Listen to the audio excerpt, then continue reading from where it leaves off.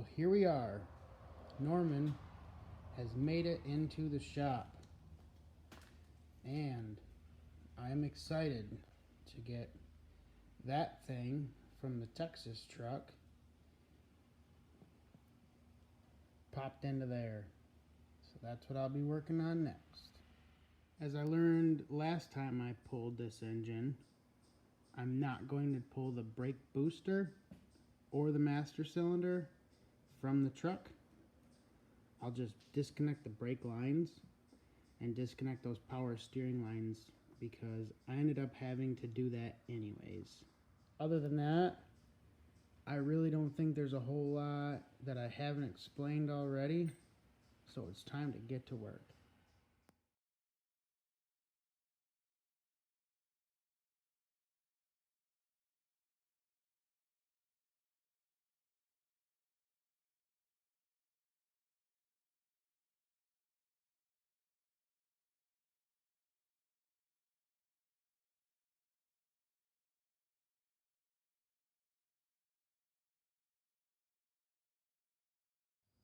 So 45 minutes in, and I'm already getting the, oh, I've done that before, feeling.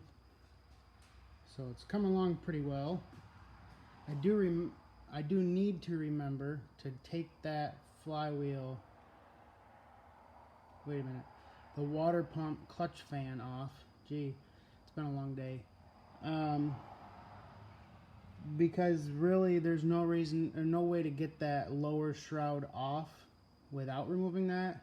Plus I have a new water pump to put on the new engine, and I might as well do it while the belt is on. So I'm gonna grab my real big crescent wrench and see what I can do to get that thing to come loose. Alright, I got it. So there's no way I'm going to show you now that it's loose and off, because my finger is on fire. So I've got this long ratchet, and I can't even tell you how. I think I was pushing like right here. I put a ton of tension by going down on it. I must have had this up here more. Anyways, bunch of tension on that. There's my big crescent wrench. It could barely fit. I found this thing in a field when I was like probably 7 years old.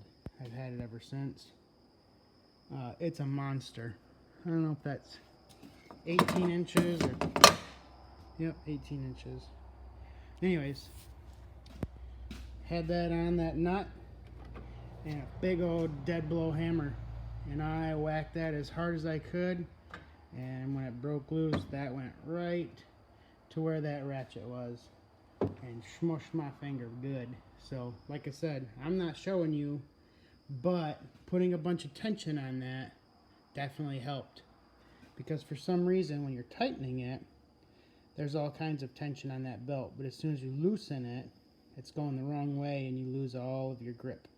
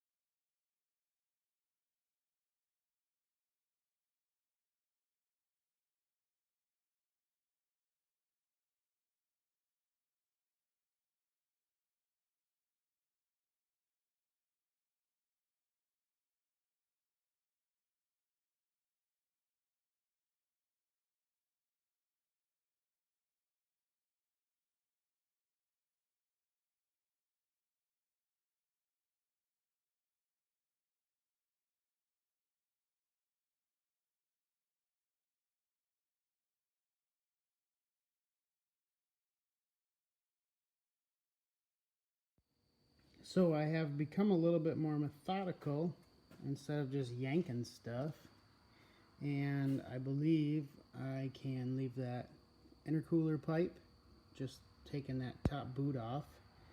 The power steering and brake lines have been disconnected and minimal fluid was lost. I'll probably flush the brake lines anyways.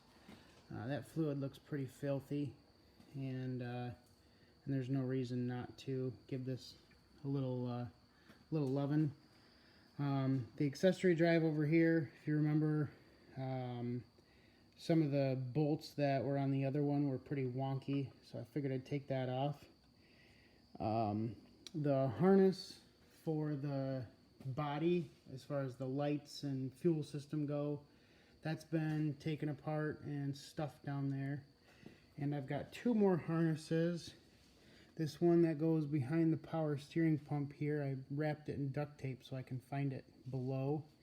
And that one right down there by the shock, that's wrapped in duct tape.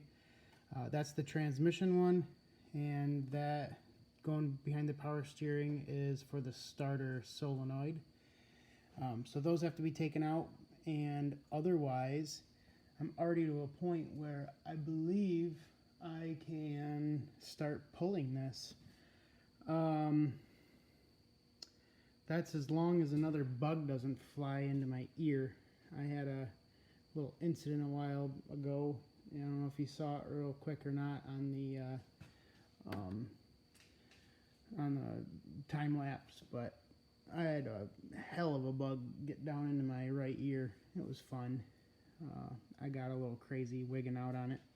So things are looking pretty good already, making big progress. Pulled an engine, and it is getting late outside, but almost got this one prepped for pulling again. It's going to be good.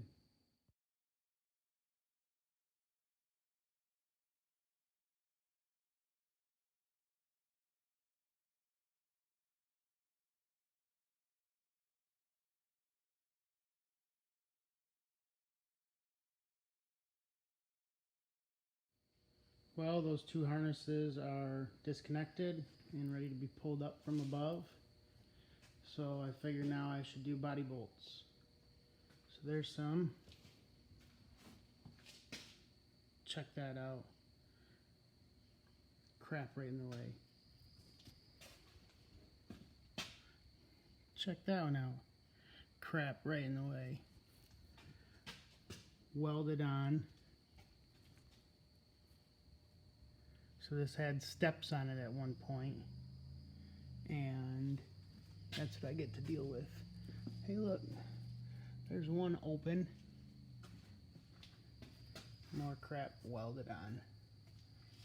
I think I'm going to see what I can do while this is up here to cut some of that crap off.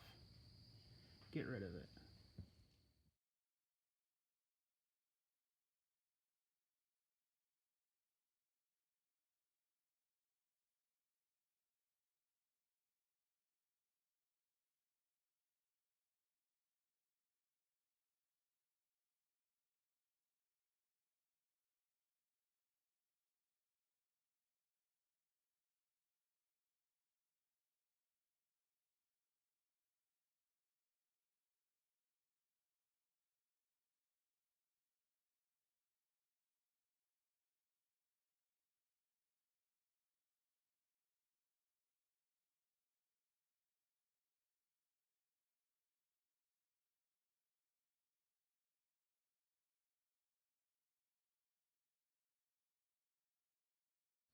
And there we have it.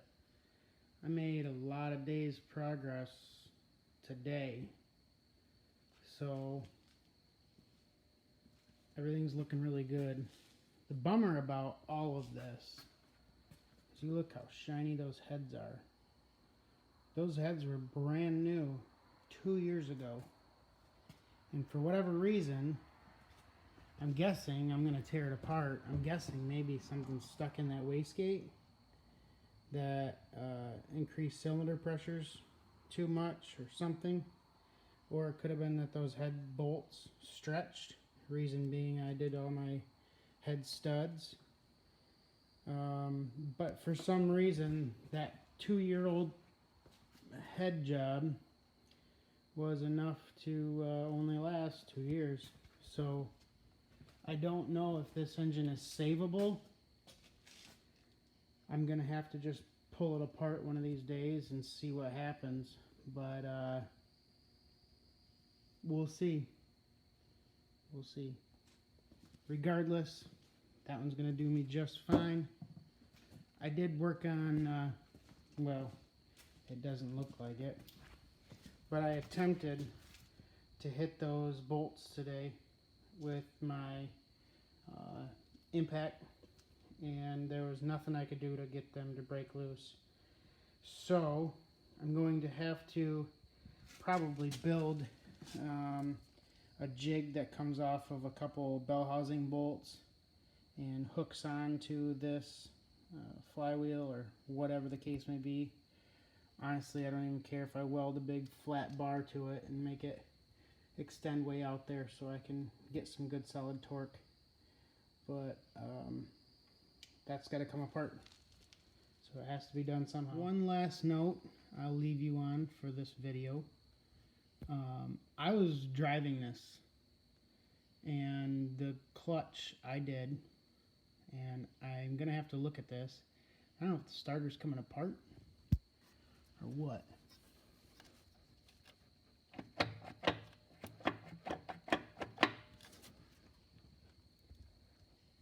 But the bolts that I took apart on the other one today were right there and right there. So I don't know if there's bolts holding that together on the inside or what the case may be, but that's crazy. Y'all have a good night.